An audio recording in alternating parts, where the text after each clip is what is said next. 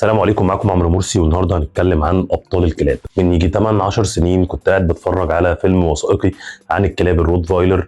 كان صاحب مزرعه عنده مجموعه كبيره جدا جدا من الكلاب الروتفايلر، وكان بيحكي عن كلب منهم كان في يوم من الايام بيوصل بنت الراجل ده للمدرسه، وهو بيوصلها البنت وقعت في الحفره، فالكلب خد بعضه ورجع وراح استدعى الراجل وقعد يهوهو وينادي عليهم، وعمل فيلم كبير جدا جدا جدا. اضطروا يتحركوا ورا الكلب عشان يشوف فيه ايه، فاكتشفوا ان البنت وقعت في حفره وما كانتش عارفه تطلع، وبكده الكلب انقذ البنت حرفيا. غريب بقى ان انا في الفتره دي بالرغم من اني كنت بربي كلاب، ولكن كان عندي انطباع سيء جدا جدا عن الكلاب الروتفايلر، من كتر اللي الواحد بيسمعه، من كتر الحكايات، ومن كتر اصل في كلب روتفايلر عمل ايه وكلب روتفايلر سوى ايه. فاستغربت جدا لان في الوثائقي كانت الكلاب قاعده في وسط عياله، مجموعه كلاب، الكلب عامل زي العجل كده ماشي كبير وضخم والكلام ده كله، وقاعد في وسط العيال، والغريب ان العيال بتلعب معاهم والكلاب عامله زي الاطفال مع العيال.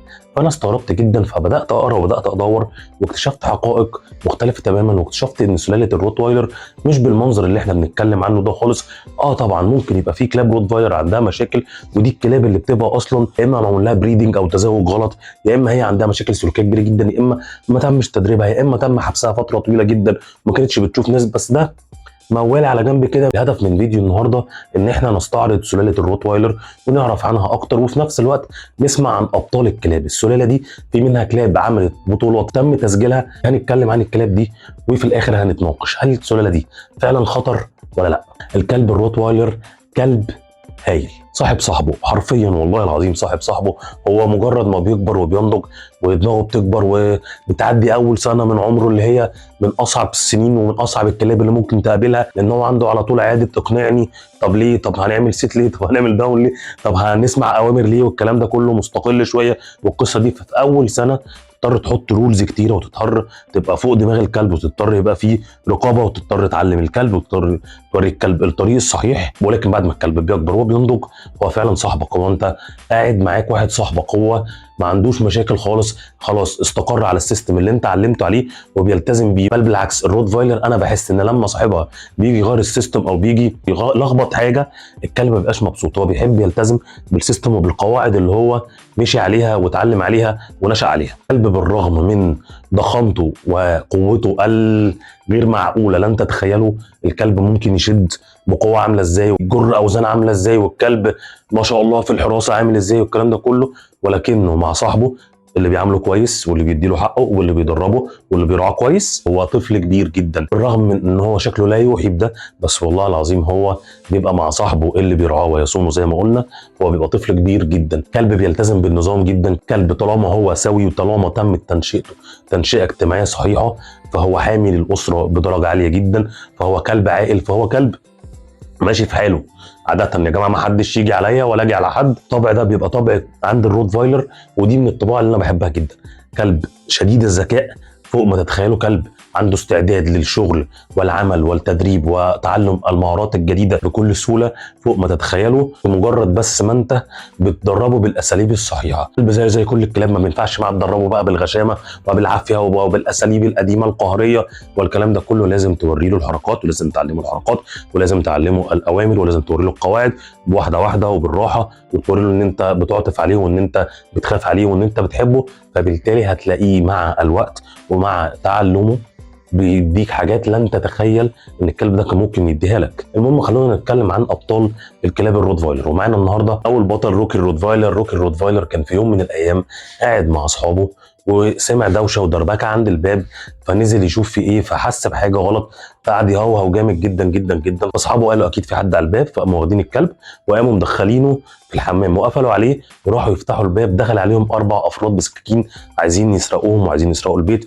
وعايزين يأذوهم، ولحسن الحظ ولستر ربنا باب الحمام اتفتح وروكي خرج. ولن تتخيلوا ثوره الروتفايلر لما بيبقى بيحمي اصحابه شكلها بتبقى عامله ازاي. فمن الرعب في 3 جريوا وفي 1 اتمسك، وبكده يكون روكي انقذ صحابه وكان على استعداد ان هو يضحي بروحه من اجل صحابه. وده يجيبنا للبطل الثاني اللي بالفعل ضحى بروحه من اجل صاحبه، والبطل ده كان من الهند سنه 2022. في شخص اسمه فيشال، اتمنى طبعا ان انا اكون قلت الاسم صح، كان بيعمل تجديدات في الجنينه بتاعته، فجاره جه واعترض عليه، خناقه بين الاثنين. المهم الموضوع قعد يتطور، قام جاره طلع البندقيه وقام جه يضربه بيها، الكلب حس بالخطر وقام نط في اللحظه اللي جاري فيشل ضرب فيها البندقيه، فالطلقه جت في الكلب وحرفيا الكلب فده صاحبه. نيجي لثالث بطل بيزل الروتوايلر. بيزل في سنه 2018 في سيدني كان ماشي مع صاحبه، مره واحده بيزل قعد يهوهو وقعد يشد ناحيه الضلمه في حته فيها بحيره، وقعد يصمم انه يروح لنقطه معينه عند البحيره. صاحبه طبعا استغرب وبدا يشوف في ايه والكلام ده كله، وراح مشي ورا كلبه لان اكيد في حاجه. كلاب الروتوايلر عموما بالذات من الكلاب اللي لما بيطلع منها اكشن غريب شويه او هوا كتير بيبقى فيه حاجه. صاحبه فضل ماشي وراه لحد ما اكتشف ان كان في بنت بتغرق، من حظ بيزل لحقها على اخر لحظه حرفيا، لان هو الراجل بالصدفه ما شافش غير ايد البنت في الضلمه فعرف ينقذها. طبعا الكلب ده تم تكريمه من طرف نادي الروتوايلر في سيدني. في سنه 2023 في كوينزبرغ في جنوب افريقيا كان في راجل قاعد بيتفرج على التلفزيون وقاعد على الكنبه، وكلبه حرفيا خرب الدنيا واصر ان هو يقوم من على الكنبه وقعد يهوهو وما رضاش يسكت تماما لحد ما الراجل اضطر يقوم طبعا وحس ان في حاجه غلط. ولما قلب الكنبه اكتشف ان في تعبان بلاك مامبا تحت الكنبه، وده من اخطر انواع الثعابين. بالمناسبه في نفس الصحيفه اللي كانت كاتبه الخبر كانوا بيتكلموا عن نقطه مهمه جدا، الا وهي ان في كلاب بالفعل تحمي اصحابها وبتموت من لدغات الثعابين عندهم في جنوب افريقيا بسبب ان الكلب بيبدا ياخد اكشن اصلا ويبدا يهاجم التعبان، وده بيخلي الكلاب دي حرفيا بتفدي اصحابها. وده جبنا للبطل الخامس اللي حرفيا فدى صاحبته وكان هيموت علشان يحمي صاحبته، ميسيس بالدون اللي هي عندها 71 سنه. الموضوع ده حصل في استراليا. ميسيس بالدون كانت ماشيه في امان الله عادي خالص ومعاها الكلب بتاعها من سلاله الروتوايلر، ومره واحده حست بحاجه بتخبطها جامد جدا فوقعت على الارض. فجت تبص لقيته كانجرو. كانجرو من الحيوانات القويه جدا واللي لما بيبقى في موسم التزاوج او بيبقى ساير او الكلام ده كله ممكن يأذي وممكن يوصل ان هو يموت بني ادم او حيوان. المهم هي اتخضت جدا، قام كلبها عمل حركه طليق فعلا بالروتفايلر، راح وقف على الست وحماها وزام على الكانجرو، ثم بدأ يهاجم الكانجرو وبدأ يدافع عن صاحبته لحد ما هو الكانجرو وقعوا في الميه. ومن هنا قامت معركه مائيه شديده جدا بين الكانجرو والكلب. الكلب كان هيموت فيها حرفيا، الكانجرو كان بيحاول يغرق الكلب والكلب كان بيدافع عن نفسه لحد ما تم انقاذه. وصاحبته بتقول ان هو كان على شفا ان هو يموت، بل اصلا بتقول ان هو قلبه وقف 20 ثانيه بعد المعركه دي. طبعا ابطال الروتوايلر كتير جدا، منهم جيك اللي حمى واحده ما يعرفهاش لقاها بتتعرض لاعتداء جنسي، راح هاجم المعتدي وانقذ الست. وبجانب بطولات كلاب الروتوايلر في حمايه صحابها وفي حمايه الناس الغريبه عنها كمان اللي هي حست ان هي في مأزق، في كلاب روتوايلر برعت في مجال مساعده المرضى، الا وهي ان هم بيبقوا ثيرابي دوجز زي الكلب لوكي الروتوايلر اللي كان من ضمن دوره بجانب مصاحبه المرضى وبجانب التخفيف على المرضى وبجانب التعامل الكويس مع المرضى ان هو يوصل الادويه بتاعه الكورونا اثناء فتره كوفيد 19 لمستشفى ميريلاند. طبعا ده من خلال التدريب صاحبته لده. وبالمناسبه في سنه من السنين الكلب اللي خد رقم 1 في الكلاب العلاجيه على مستوى امريكا كلها